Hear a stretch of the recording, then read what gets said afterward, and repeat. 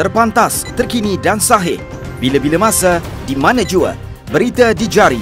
Subscribe YouTube Bulletin TV3.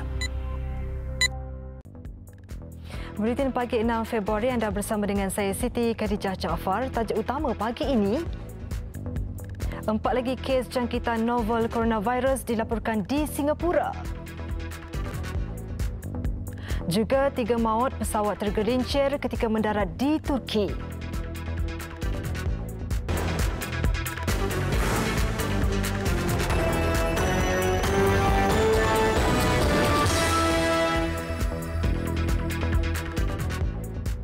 Assalamualaikum dan salam sejahtera. Kementerian Kesihatan Singapura mengesahkan 4 lagi kes jangkitan novel coronavirus di republik itu. Ia turut membabitkan seorang bayi lelaki berusia 6 bulan. Ini menjadikan jumlah keseluruhan kes positif 2019 nCoV di Singapura ialah 28.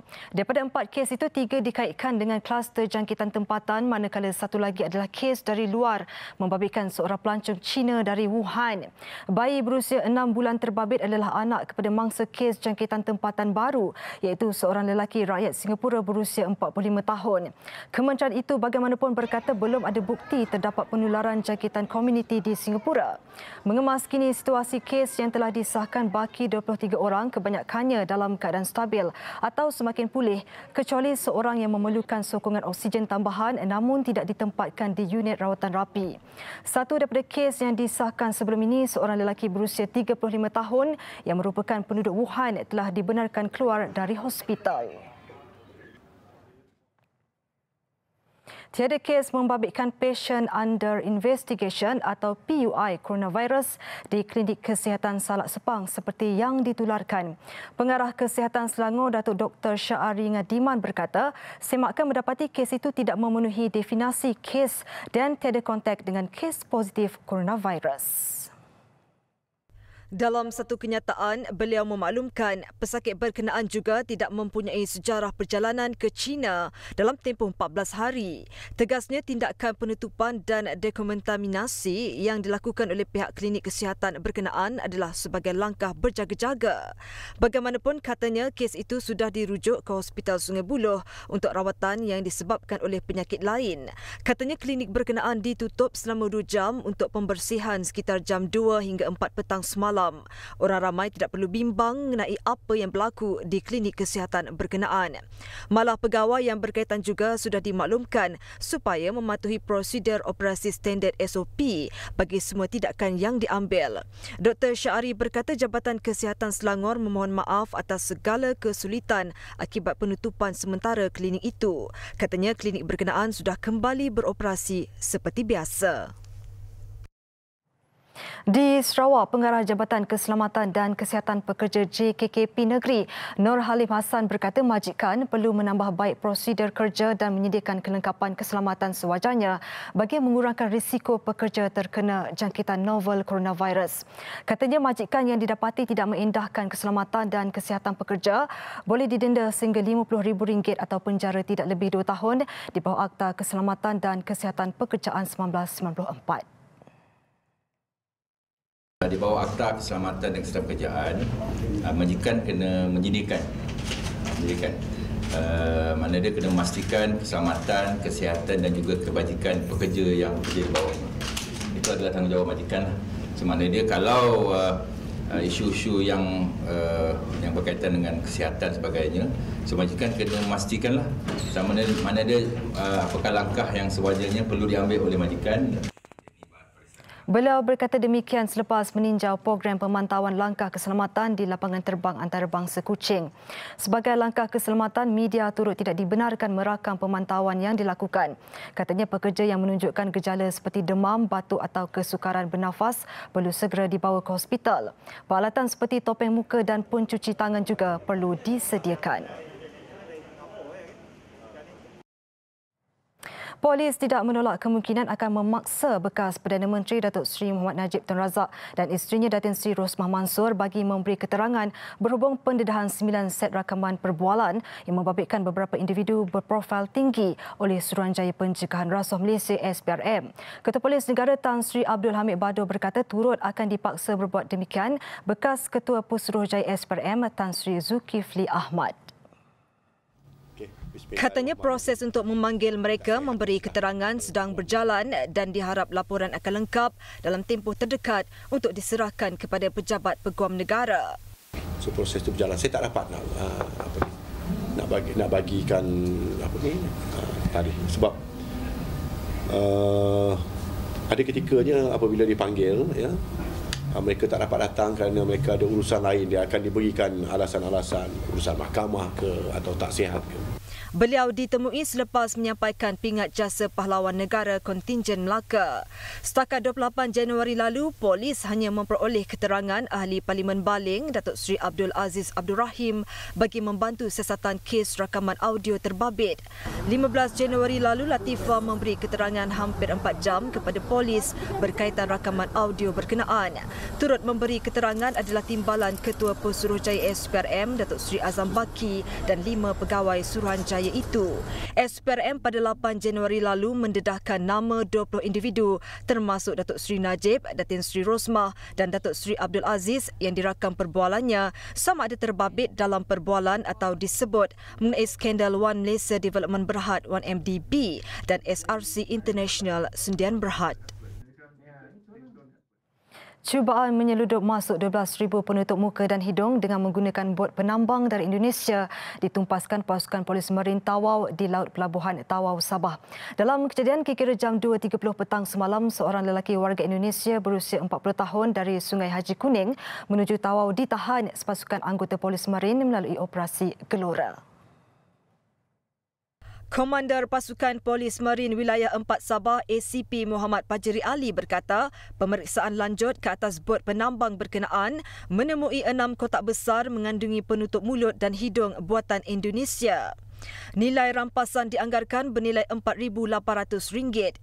Siasatan awal mendapati juragan bot berkenaan menyatakan barangan yang dibawa itu kepunyaan seorang rakyat Malaysia.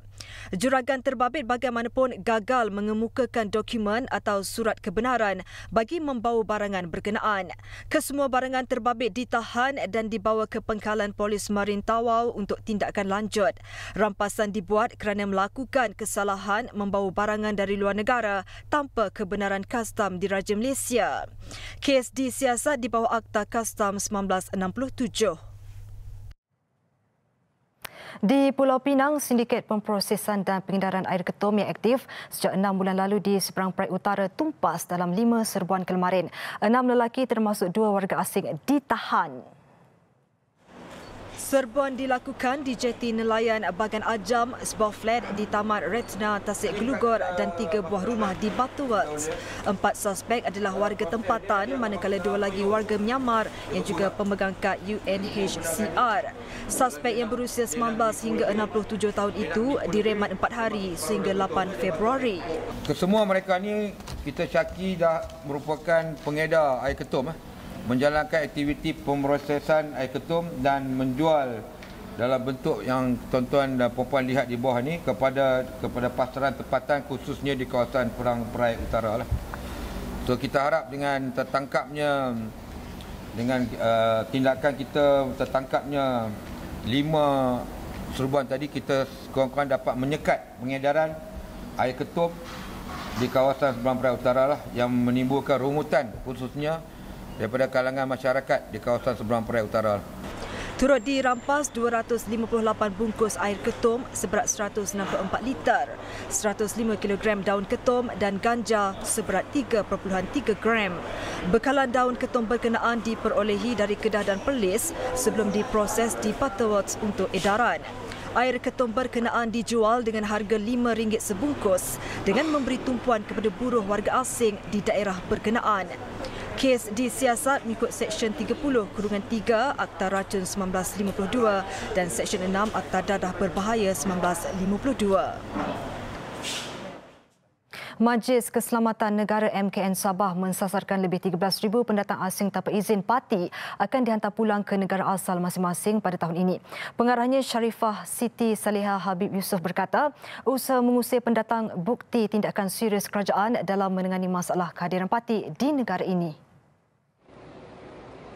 Katanya kira-kira 13,000 parti di Sabah diusir tahun lalu, manakala 1,994 parti diusir melalui 8 proses penghantaran pulang sejak awal tahun ini. Sasaran itu akan dilaksanakan bersama Jabatan Imigresen, Polis, Agensi Penguatkuasaan Maritim Malaysia dan Kawasan Keselamatan Khas Pantai Timur Sabah Eskom. So perkara ini akan memang dalam perancangan setiap agensi dan adalah tanggungjawab kerajaan. Memang janji kerajaan adalah serius dalam menangani masalah parti di negeri Sabah ni. Beliau ditemui selepas menyaksikan proses penghantaran pulang 779 parti warga Filipina melalui Pelabuhan Sandakan. Proses penghantaran pulang dilakukan setiap minggu bagi mengurangkan kapasiti di Pusat Tahanan Sementara PTS. Kerajaan Negeri Pulau Pinang akan meningkatkan pemantauan aktiviti pembakaran terbuka di kawasan Bukit Mendera selepas hutan seluas hampir 7 hektar musnah dalam kebakaran kemarin. Ketua Menteri Chow Kon Yeow bagaimanapun berkata langkah itu dilihat amat mencabar memandangkan kawasan hutan terlalu luas dan pembakaran terbuka dilakukan di kawasan pedalaman. Kebakaran yang disedari kira-kira jam 7 petang itu hanya dapat dipadam sepenuhnya pada jam 4.10 petang semalam. Kawasan hutan tebal seluas 7 hektar di antara Bukit Mendera dan Tokong Kek Lok Si musnah dijilat api. Pemeriksaan mendapati sebilangan pesawah membakar pokok yang ditebang di atas tanah mereka sebelum ia merebak ke kawasan hutan. Even though it occur on state or privately owned property or land, any clearing of such land for any activities that can change the nature of the land require a planning permission at least. So some of this clearing may not have approval. Katanya Majlis Bandaraya Pulau Pinang akan meningkatkan aktiviti pemantauan di kawasan terbabit dan terus mendekati pemilik tanah persendirian untuk mengelak melakukan penembangan tanpa kebenaran dan pembakaran terbuka. Tindakan pemilik tanah persendirian terbabit, kebanyakannya pesawah dan petani, pernah menyebabkan tanah runtuh dan hakisan tanah di kawasan berhampiran.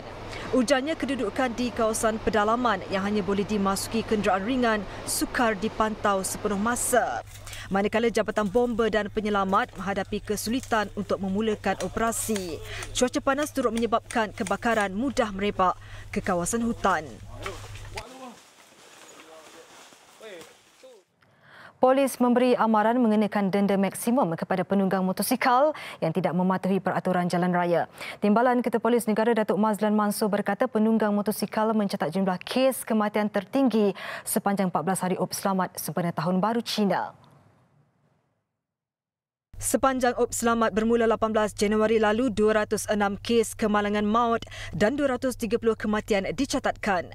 Daripada jumlah itu, pengguna motosikal mencatat angka korban tertinggi iaitu 147, diikuti pengguna kereta 52 kematian. Kita melihat bahawa sekarang ni kita melihat amalan biasa traffic light merah ni bagi penunggang motosikal ialah rutin. Kalau kita dapat, kita akan bagi maksimum fine. Tidak ada lagi kita akan bagi amaran sebagainya. Ini satu pendekatan yang sekeras-kerasnya, the total enforcement yang sewajarnya kita lakukan. Menurut Datuk Mazlan, keseluruhannya 23,208 kes kemalangan dicatatkan, meningkat sebanyak 2,379 kes. Kemalangan maut meningkat sebanyak 9 kes, manakala kematian 14 kes. Jumlah saman yang dikeluarkan 399,998. Pihaknya mengalu-alukan sebarang pindaan dan kajian mengenai hukuman ke atas pemandu mabuk. Datuk Mazlan ditemui selepas menyampaikan anugerah kepada IPK Perak selaku kontingen terbaik bagi Op Selamat Tahun Baru Cina 2020 di Bukit Aman. Satu lagi wakil dari Perak, IPD Perak Tengah, memenangi anugerah selaku daerah terbaik. 3 jawatan tertinggi Parti Pribumi Bersatu Malaysia Bersatu dijangka tidak dipertandingkan pada pemilihan parti itu Jun ini. Menurut Setiausaha Agung Bersatu Datuk Marzuki Yahya, semua kepimpinan parti di peringkat bahagian dan cawangan menyatakan sokongan supaya jawatan pengerusi, presiden dan timbalan presiden tidak dipertandingkan. Datuk Marzuki berkata demikian pada sidang media selepas mempengerusikan mesyuarat bersama Setiausaha Parti Peringkat Negeri di Petaling Jaya. Sebagai pimpinan parti baru, memang kita minta pendirian semua pimpinan bahagian dan juga negeri untuk memberi sokongan penuh kepada pimpinan kita, iaitu pengerusi Presiden dan juga Timbalan Presiden. Bagaimanapun katanya keputusan sama ada 3 jawatan itu tidak dipertandingkan atau sebaliknya hanya akan dimaklumkan oleh jawatan kuasa pemilihan parti JPP dalam masa terdekat. Dalam pada itu, Datuk Marzuki turut memaklumkan sehingga kini 50 ahli bersatu digugurkan daripada pencalonan untuk pemilihan parti berkenaan kerana mempunyai 2 keahlian parti.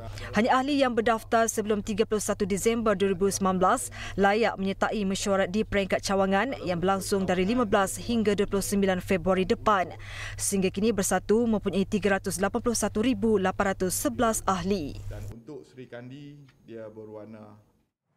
Aspek kebersihan menjadi keutamaan dalam pelaksanaan program pengagihan sarapan secara percuma Jom Breakfast anjuran Badan Bukan Kerajaan NGO dan Institut On Jaafar IOJ. Ia susulan kebimbangan mengenai penularan wabak novel coronavirus di negara ini.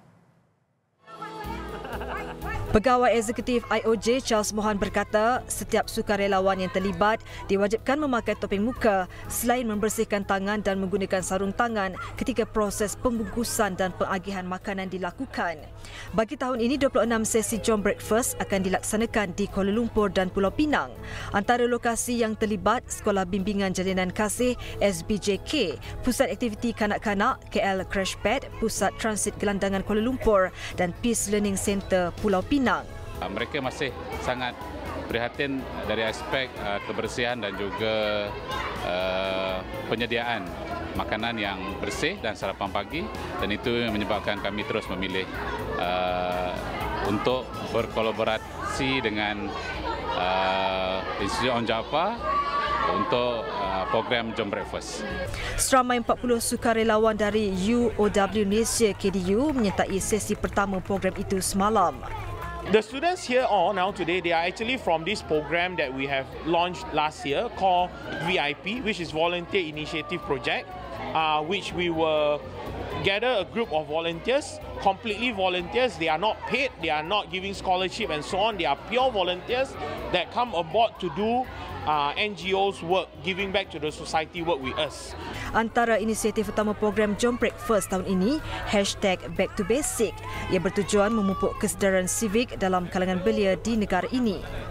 I think this program is an amazing approach or an amazing opportunity for people like us who don't necessarily grow up facing hardships that a lot of other people have to face, right?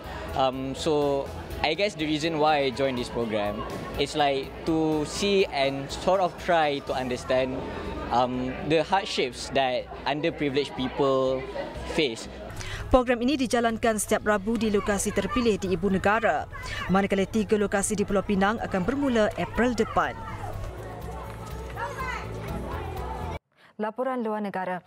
3 maut manakala lebih 150 yang lain cedera selepas sebuah pesawat tergelincir ketika mendarat di lapangan terbang Sabiha Gökçen di Istanbul, Turki. Nahas turut menyebabkan pesawat pecah kepada 3 bahagian. Ketika kejadian, pesawat jenis Boeing 737 milik Pegasus Airline membawa 171 penumpang dan 6 anak kapal dari wilayah Izmir di barat Turki. Ia dilaporkan cuba mendarat ketika angin kencang dan hujan lebat sebelum terbabas di landasan. Sebahagian pesawat turut terbakar. Mangsa yang maut disahkan warga tempatan. Semua mangsa yang cedera dibawa ke hospital untuk menerima rawatan. Menurut pihak berkuasa, kebanyakan penumpang adalah warga tempatan manakala 20 warga asing. Lapangan terbang berkenaan kini ditutup sementara siasatan dilakukan.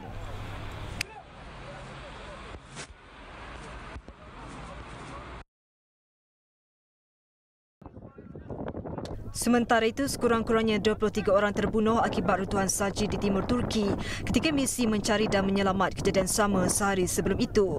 Mayat 14 pekerja penyelamat dan 9 orang awam ditemui di tempat kejadian di wilayah Van, lokasi mereka membantu menggali bas mini yang tertimbus akibat runtuhan salji. 5 orang yang menaiki bas mini terbabit maut menjadikan jumlah keseluruhan kematian seramai 28 orang. Menurut Gubernur Wilayah Mehmet Emin Bilmes, usaha menyelamat diteruskan walaupun berdepan kesukaran dan masalah masalah pengangkutan. Setakat ini 30 ditemui selamat dan dibawa ke hospital untuk rawatan. Puluhan pekerja penyelamat dihantar oleh agensi bencana kerajaan selepas runtuhan pertama. Penduduk di kawasan berhampiran turut menyertai operasi terbabit.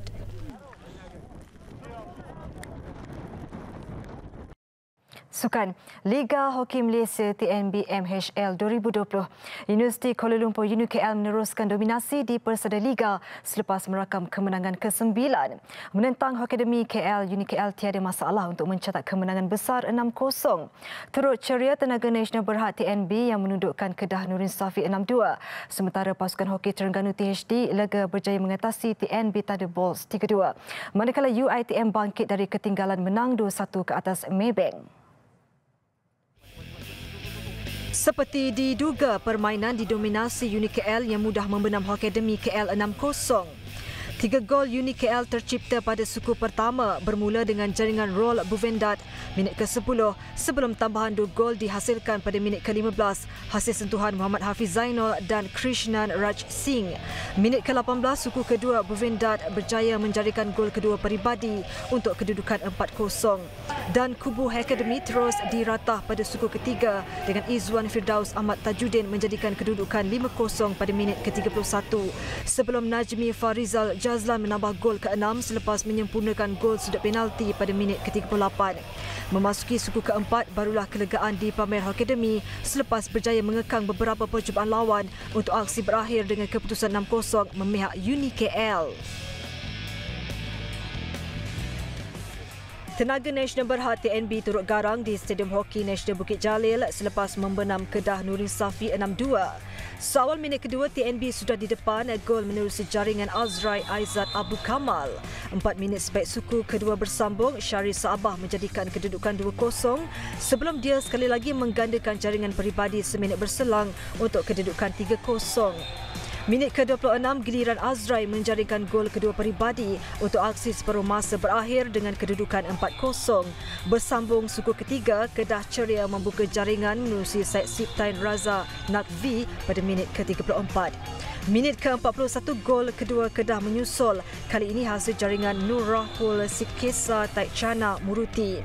Namun kebangkitan yang cuba dilakukan Kedah tersekat selepas Syahrir melangkah hat-trick pada minit ke-55. Dan Faiz Helmi Jali melengkapkan kemenangan 6-2 TNB untuk terus mencabar kedudukan UKL di tangga teratas. Di Stadium Hoki Tun Razak, Universiti Teknologi Mara, UiTM bangkit di penghujung perlawanan untuk mencetak kemenangan 2-1 ke atas Maybank. Aksi seimbang disajikan kedua-dua pasukan dengan masing-masing terus buntu mencipta jaringan tamat 30 minit pertama. Dan skrip sama turut berulang pada suku ketiga selepas UiTM dan Maybank terus gagal mencipta jaringan. Sehinggalah pada minit ke-47 dalam suku keempat, Joel Van Huizen memecah kebuntuan untuk Maybank mendahului 1-0. Namun perlawanan kembali seimbang pada minit ke-50 selepas Daniel Ashraf Abdul Ghani menyamakan kedudukan 1-1. Dan ketika permainan berbaki 3 minit, Mio Tanimitsu muncul wira menjadikan gol kemenangan untuk UiTM mencetak keputusan 2-1 mengatasi Maybank. Sambutan cukup menggalakkan di Kota Kinabalu, Sabah memungkinkan negeri di bawah Bayu mampu dijadikan sebagai saingan saingan peringkat utama Letua di Langkawi LTDL tahun depan. Menurut Menteri Belia dan Sukan Syed Saddiq Said Abdul Rahman, perkara itu tidak mustahil untuk direalisasikan ketika edisi kali ini menyaksikan Sabah sekadar diletakkan sebagai sebahagian medan pra-kejohanan. Sabah juga diumumkan akan menjadi sebahagian daripada destinasi bagi edisi 2021 memandangkan perlumbaan rasmi kali ini hanya bermula di Kuching, Sarawak Jumaat ini. Saya berharap ia akan kekal. Nanti kita akan duduk berbincang dengan pihak penganjur. Tetapi memang uniknya LTDL pada tahun 2020 ini adalah apabila features both Sabah dan Sarawak. Dan kita nak pastikan bahawa budaya berbasikal ini dapat dirasai dan dinikmati bukan sahaja di Semenanjung tetapi di seluruh Malaysia. Beliau berkata demikian selepas merasmikan Majlis Pengenalan Pasukan LTDL 2020 di Padang Merdeka, Kota Kinabalu, Sabah malam tadi. Ia menyaksikan seramai 126 pelumba yang mewakili 21 pasukan mengesahkan penyertaan pada edisi kali ini. Saingan LTDL akan dimulakan dengan perlumbaan pra-kejohanan iaitu kriterium sejauh 87.6 km yang akan mengelilingi bandar Kota Kinabalu hari ini. Sekian paparan Buletin Pagi. Terus ikuti media sosial dan platform digital Buletin TV3 untuk pelbagai perkembangan berita terkini. Saya Siti Khadijah Jaafar, sama hormat dan Assalamualaikum.